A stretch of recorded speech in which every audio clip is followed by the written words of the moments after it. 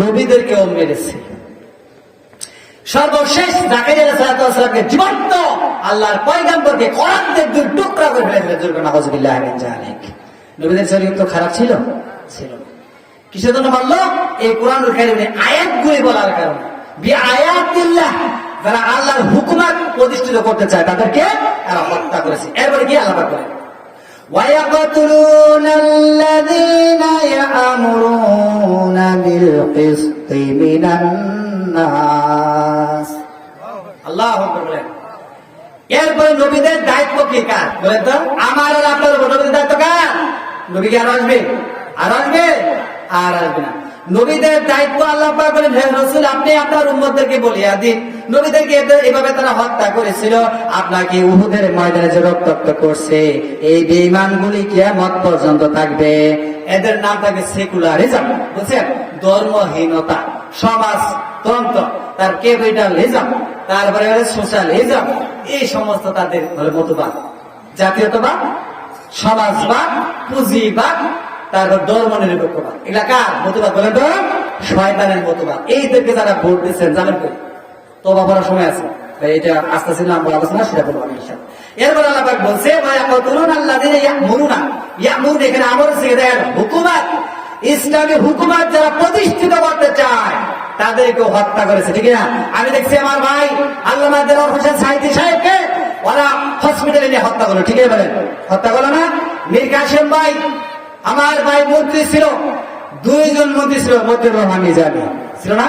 দুইজন মন্ত্রী, তাদের চার হাতের মধ্যে বাংলাদেশের ইতিহাসে কেউ বলতে পারবে না জামায়াত ইসলামের মন্ত্রীরা এক পয়সা স্বজন প্রীতি তারা লুটে করে খাইছে, বলতে পারবে? মাইক্রোস্কোপ যন্ত্র দিয়ে, সিসি ক্যামেরা দিয়ে খুঁজে বেড়েছে হাসিনা সরকার, পাইছে? পায় নাই। এটা হচ্ছে আদর্শিক একটি সংগঠন বাংলাদেশ জামায়াত ইসলামী। এই সংগঠনকে নিষিদ্ধ করার জন্য আল্লাহ পাক বলেছেন, ওরা চেষ্টা করল ইউরিদুনা লিইউতফিউ নূরাল্লাহি বিআফওয়াহিহিম আল্লাহু মুতিম্মু নূরিহি ওয়ালাউ কারিহাল কাফিরুন। আল্লাহু আকবার বলেন। এই আয়াত কারিমা নাযিল হয়েছে নবী করিম সাল্লাল্লাহু আলাইহি ওয়াসাল্লামের ৩য় হিজরির পরে, উহুদের যুদ্ধের পরে ৫-৬ দিন চলাকালীন ওরা বলেছিল যে ৭০ জন সাহাবী শহীদ করে ফেলেছি, মুহাম্মদ সাল্লাল্লাহু আলাইহি ওয়াসাল্লাম এখন খতমের পথে। নাউযুবিল্লাহি মিন যালিক। আল্লাহ পাক শুনে এটা নবী তুমি বলে দাও, ইউরিদুনা লিইউতফিউ নূরাল্লাহি বিআফওয়াহিহিম ওয়াল্লাহু মুতিম্মু নূরিহি ওয়ালাউ কারিহাল কাফিরুন। আল্লাহ পাক বলেন ওরা চায় মুখের ফু দিয়ে, কথা বুঝছেন? ওরা চায় মুখের ফু দিয়ে আমার ইসলামের সংগঠনটাকে নিষিদ্ধ করে দিতে। আল্লাহ পাক বলেন আল্লাহু মুতিম্মু নূরিহি, ওরা যতই চেষ্টা করুক না কেন আল্লাহ পাক বলেন আমার সংগঠনকে, আমার নূরকে তার থেকে ধীর গতিতে তেজস্বী দিয়ে আমি আরো তেজস্বী করে জ্বালাই। বুজুর্গণ সুবহানাল্লাহ। ওরা যত জলুক আর করুক, ওরা বলছিল, ওরা ঠিকভাবে বুঝছে যে আমরা যদি এদেরকে খতম না করতে পারি, ভারতের কথায় আলেমদেরকে যদি হত্যা না করতে পারি, আগামীর বাংলাদেশ হবে কোরআনুল কারীমের, ঠিক না? ওরা বুঝে না এই বিষয়টা। আমি আর আপনি না বুঝতে ওরা ঠিকই বুঝেছি। সেই জন্যই দেখেন হত্যা করা শুরু করলো, আপনার সেনা হত্যা থেকে শুরু করে দিল, নাকি বলেন? আল্লাহ পাক বলেন, দেখেন আল্লাহ পাকের কত সুন্দর একটি চমৎকার কথা। আচ্ছা, আগুনের ভিতরে যদি লোকেরা ফু দেয় সবাই মিলে, আপনারা যদি সবাই মিলে ফু দেন, আগুন জ্বলবে না নিবে? জ্বলবে না নিবে?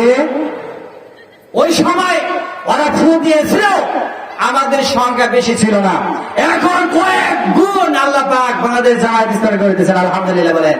আগামী বাংলাদেশ হবে কোরআনের বাংলাদেশ, ঠিক আছে ভাই?